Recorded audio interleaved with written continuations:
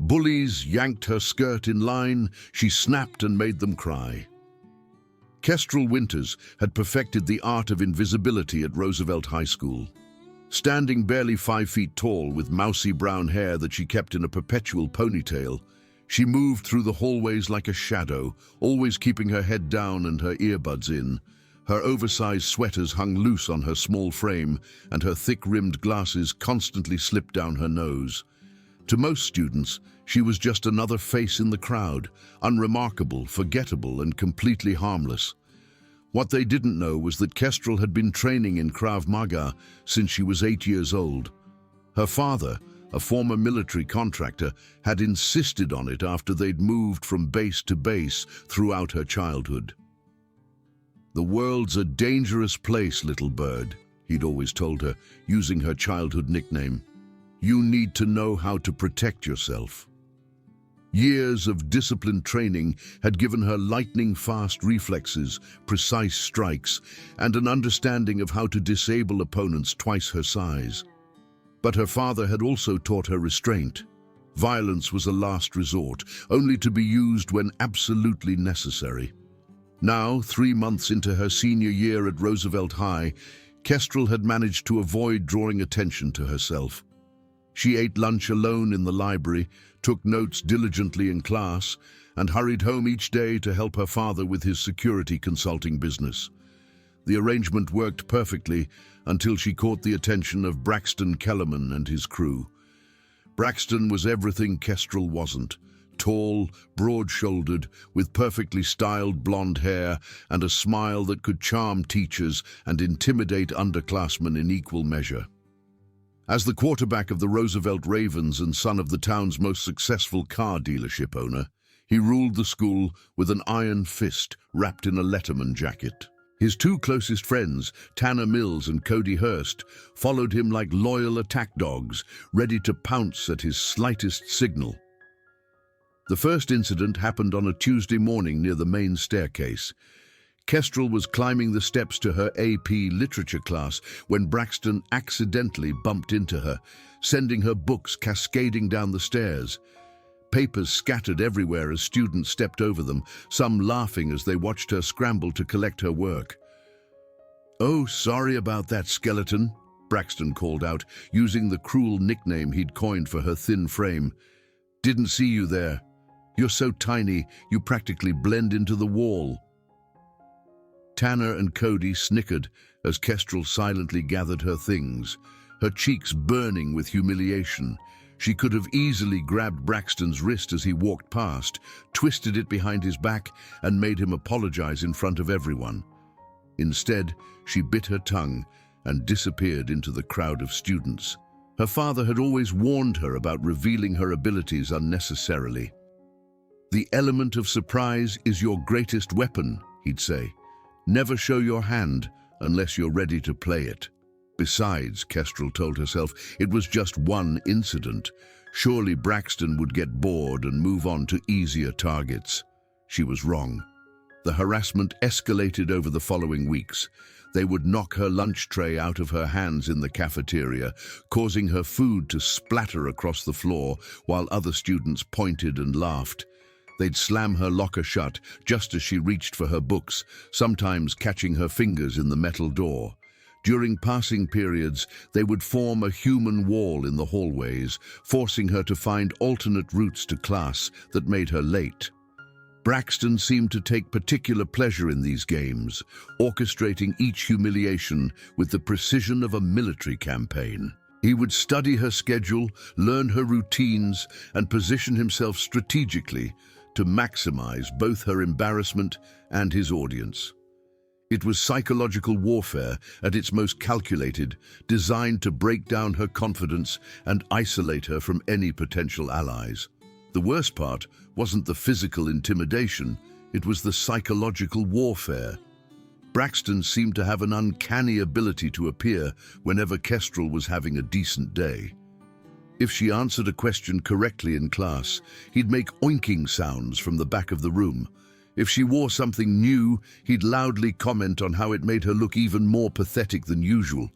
He turned her name into a joke, calling her Kestrel the Pestrel, and encouraging other students to join in. Kestrel endured it all in silence, telling herself that graduation was only months away. She'd learned early in life that fighting back often made situations worse, and her father's voice echoed in her mind, "Pick your battles carefully, little bird. Some fights aren't worth having." But everything changed when Eli Morrison transferred to Roosevelt High in November. Eli was different from the other students, quiet like Kestrel, but with an artistic confidence that drew people to him. He had dark hair that fell across his forehead and kind eyes that seemed to see things others missed. He carried a worn leather sketchbook everywhere and could often be found drawing in the courtyard during lunch, completely absorbed in his work. Kestrel first noticed him during study hall, where he sat 2 rows ahead of her, sketching portraits of students when he thought no one was watching. She found herself looking forward to seeing his drawings, marveling at how he captured not just people's appearances but something deeper, their essence, their hidden thoughts. There was something almost magical about the way his pencil moved across the paper, bringing life to faces that most people barely bothered to notice. He drew the lunch lady with kind eyes that spoke of years of feeding hungry teenagers, the janitor with calloused hands that told stories of hard work and dedication, and even the principal with a subtle smile that suggested he still remembered what it was like to be young and uncertain. One day, as she was leaving the library, she found a piece of paper that had fallen from Eli's notebook. It was a drawing of her, but not as she saw herself in mirrors. In his sketch, she looked strong and determined, her eyes bright with intelligence rather than fear. At the bottom, he'd written, "The girl who sees everything." When she found him in the courtyard to return the drawing, he'd smiled and asked if she'd like to sit with him during lunch. For the first time in months, Kestrel felt like someone actually saw her as a person rather than a target. Their friendship developed slowly but steadily. Eli would save her a spot at their usual table near the art building, and they'd talk about books, movies, and his dreams of attending art school after graduation. He never asked about the whispered comments that followed her through the halls, or the way she sometimes flinched when people approached too quickly. He simply accepted her as she was, creating a small island of peace in the chaos of high school. Kestrel found herself opening up to him in ways she never had with anyone else, sharing stories about her unconventional childhood, moving from base to base, her love of old movies, and her secret dream of becoming a counselor to help other young people navigate difficult situations. Eli, in turn, told her about his struggles with anxiety, his passion for capturing human emotions in his art, and his fear that he wasn't talented enough to make it in the competitive world of fine arts.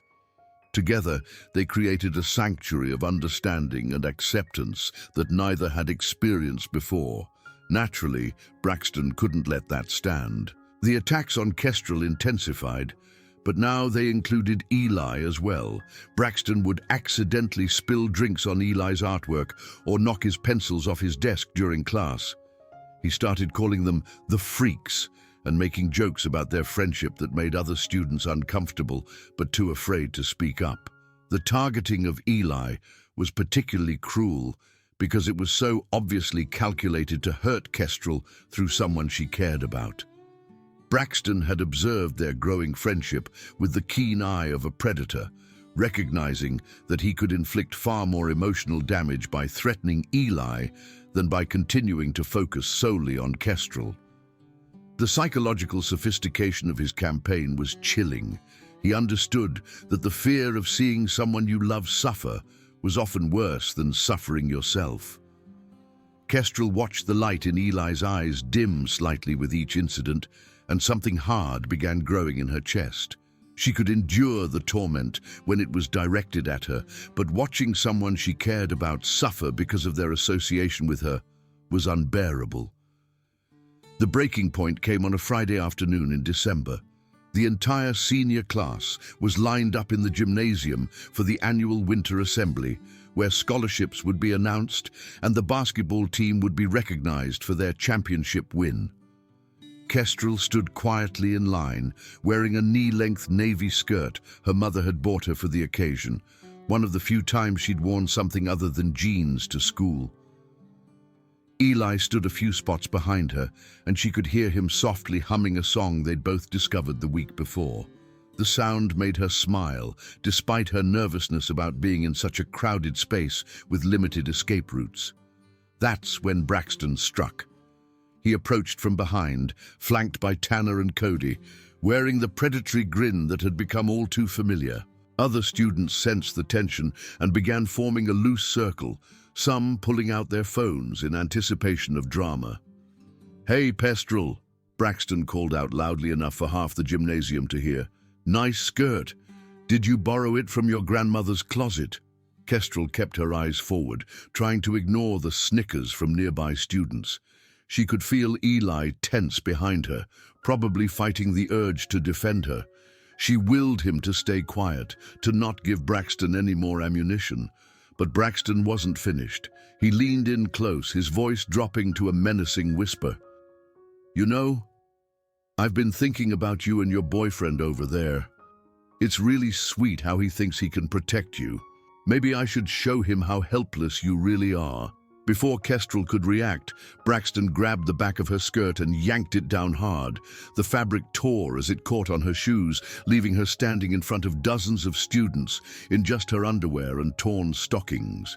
The gymnasium erupted in gasps, laughter, and the distinctive sound of phone cameras clicking. Kestrel stood frozen for a moment, her face burning with humiliation as she processed what had just happened. Students were pointing, laughing, recording, sharing the moment that would follow her for the rest of her high school career. She could hear the whispers starting already, could imagine the social media posts that would be uploaded within minutes, could envision the endless replay of her most humiliating moment spreading through the digital ecosystem of teenage cruelty. The laughter seemed to echo off the gymnasium walls, growing louder and more vicious with each passing second. Some students looked uncomfortable, but most were caught up in the mob mentality that transforms ordinary people into willing participants in someone else's destruction. She heard Eli shout something behind her, heard the sound of a scuffle as he tried to reach her, but Tanner and Cody held him back, while Braxton laughed triumphantly. That's when something inside Kestrel snapped. Years of her father's training kicked in as she assessed the situation with military precision. Braxton was still laughing, his guard completely down, standing close enough that she could smell his obnoxious cologne. Tanner and Cody were focused on restraining Eli, their attention divided. The crowd was pressing closer, creating the perfect cover for what she was about to do. Kestrel bent down and pulled up what remained of her skirt, securing it with a quick knot. When she straightened, her entire demeanor had changed. Gone was the hunched posture and downcast eyes. Her spine was straight, her shoulders back, and there was something in her expression that made several students take involuntary steps backward. "Braxton," she said, her voice carrying clearly across the suddenly quiet gymnasium, "I think we need to have a conversation." Braxton's laughter faltered as he registered the change in her tone. For the first time in his life, looking at Kestrel Winters, he felt a flutter of uncertainty. "What did you say to me, skeleton?" he sneered, but there was less confidence in his voice than usual. Kestrel took a step forward, and something in her movement, fluid, controlled, dangerous, made Braxton take a step back. "I said we need to have a conversation," she repeated calmly, "about boundaries, about respect, about consequences." The crowd had gone completely silent now, sensing that something significant was about to happen. Teachers were pushing through the crowd, but they wouldn't reach the center in time. Braxton's eyes darted nervously to his friends, who had released Eli and were now focused entirely on the confrontation unfolding before them. He forced his trademark smirk back onto his face. "Oh, is the little mouse finally going to squeak?" he taunted, moving closer to loom over her small frame. "What are you going to do, cry on me?" "No," Kestrel said quietly. I'm going to teach you something my father taught me a long time ago." Before Braxton could process her words, Kestrel moved. Her hand shot out and grabbed his wrist, twisting it with surgical precision while simultaneously stepping into his space. The move was so fast that most students didn't see it happen. They just saw Braxton suddenly double over with a yelp of pain as his arm was hyperextended behind his back. The technique was flawless, years of muscle memory executing a perfect joint lock that would have made her father proud. She could feel the exact angle needed to maintain control without causing permanent damage, the precise amount of pressure required to demonstrate her point without crossing the line into cruelty. "Lesson 1, Kestrel said conversationally, as if she wasn't currently controlling a boy twice her size. "Never underestimate someone just because they choose not to fight." Braxton tried to pull away, but Kestrel adjusted her grip, applying just enough pressure to make him gasp. Years of training had taught her exactly how much force to use, enough to cause pain and demonstrate control, but not enough to cause lasting damage. Tanner rushed forward to help his friend, but Kestrel was ready for him. Without releasing Braxton, she pivoted and drove her elbow into Tanner's solar plexus, dropping him to his knees as he struggled to breathe. The move was textbook perfect, efficient, effective, and impossible to argue was excessive. "Lesson 2, she continued, her voice still eerily calm. "Actions have consequences." Cody hesitated, clearly torn between helping his friends and the growing realization that he was severely outmatched. The crowd was murmuring in amazement, phones capturing every moment of the incredible reversal they were witnessing. Braxton was trying to speak, but between the pain in his arm and the shock of the situation, he could only manage strangled protests. Kestrel leaned in close, her voice dropping to a whisper that only he could hear. "You humiliated me in front of everyone I know," she said. "You've tormented me for months, made my life miserable, and dragged someone I care about into your petty games. But here's what's going to happen now." She adjusted her grip slightly, making Braxton wince. "You're going to apologize, to me, to Eli, and to every single person you've bullied this year. You're going to mean it. And if you ever lay a hand on me or anyone I care about again, what happened today will feel like a gentle massage compared to what I'll do to you." The gymnasium was so quiet that her words carried to the outer edges of the crowd. Students who had been laughing and recording moments before now stood in stunned silence, realizing they were witnessing something far more significant than a typical school fight. Kestrel slowly released Braxton's arm, stepping back to give him space while keeping her guard up. He straightened slowly, his face a mixture of pain, humiliation, and genuine fear. For the first time in his high school career, Braxton Kellerman had been completely and utterly defeated, not just physically, but psychologically.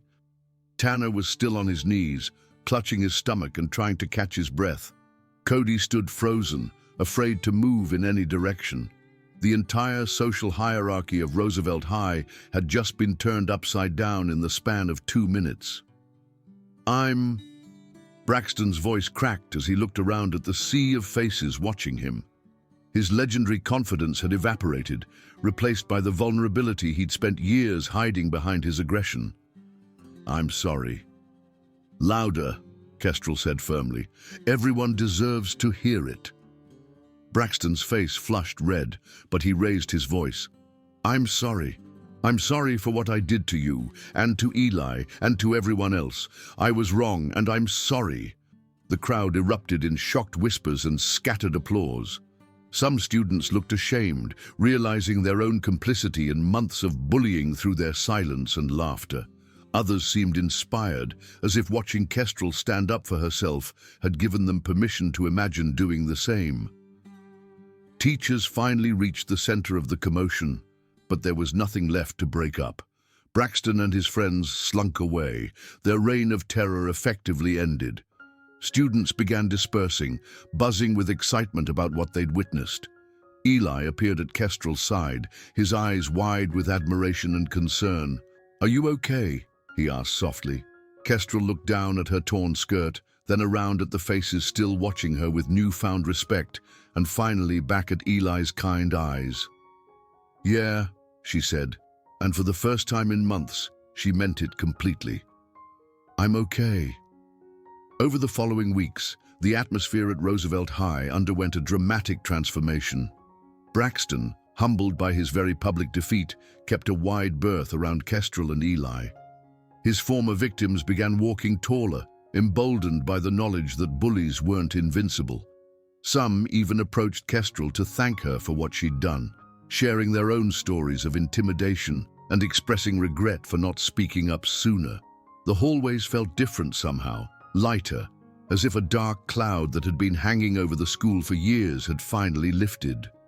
Students who had once hurried through the corridors with their heads down now walked with confidence, knowing that someone had proven that standing up to tyranny was possible. Tanner transferred to a different school after winter break, unable to face the daily reminder of his humiliation. Cody, meanwhile, actually apologized to several students he'd tormented, seemingly genuinely remorseful for his past behavior. Teachers who had previously turned a blind eye to the bullying began paying closer attention to student interactions. The administration implemented new policies about harassment and bystander intervention, using Kestrel's situation as a case study in how quickly toxic environments could change when someone finally said, "Enough." Principal Martinez called a special assembly the following week, addressing the entire student body about the culture of intimidation that had been allowed to flourish unchecked. He spoke about the responsibility that each person had to create a safe environment for learning, and about the courage it took to stand up not just for yourself, but for others who might not have the strength or ability to defend themselves. The message was clear. The days of looking the other way while bullies terrorized their classmates were over.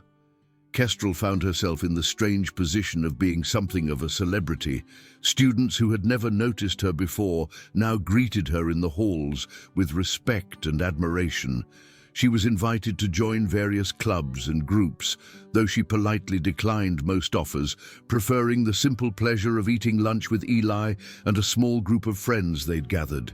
The video of her confrontation with Braxton spread beyond Roosevelt High, becoming a viral sensation that sparked discussions about bullying, self-defense, and the power of standing up for yourself. Kestrel declined all interview requests, preferring to let her actions speak for themselves. One afternoon in late January, she found Braxton waiting by her locker. Her muscles tensed automatically, but his posture was non-threatening, almost submissive. "I wanted to apologize again," he said quietly, glancing around to make sure no one was listening. "Not because I'm afraid of you. Well, okay, I am a little afraid of you, but because I've been thinking about what you said, about consequences." Kestrel studied his face, searching for signs of deception or manipulation, but found only genuine remorse. "I never thought about how my actions affected other people," he continued. "I guess I figured if I was strong enough to get away with it, that made it okay somehow. But watching you stand up to me, seeing how brave you were, it made me realize what a coward I've been." "Strength isn't about hurting people who can't fight back," Kestrel said simply. "Real strength is protecting people, not preying on them." Braxton nodded, his eyes downcast. "I know that now. I'm trying to be better. It's harder than I thought it would be."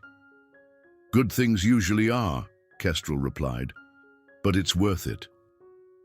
As graduation approached, Kestrel reflected on how much her life had changed since that December afternoon in the gymnasium.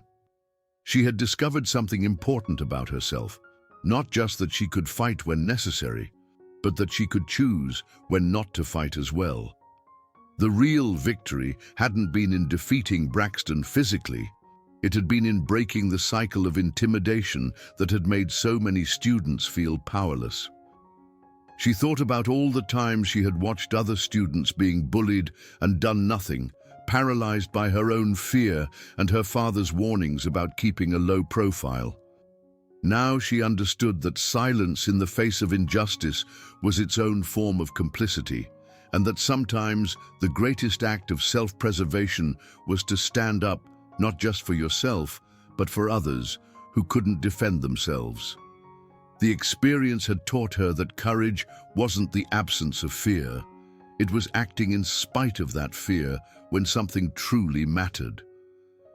Her relationship with Eli had deepened into something beautiful and genuine. He had been accepted to art school with a full scholarship, and she planned to study criminal justice with the goal of becoming a victim's advocate. They spent their last few months of high school creating memories and supporting each other's dreams, grateful for the bond that had been forged through adversity.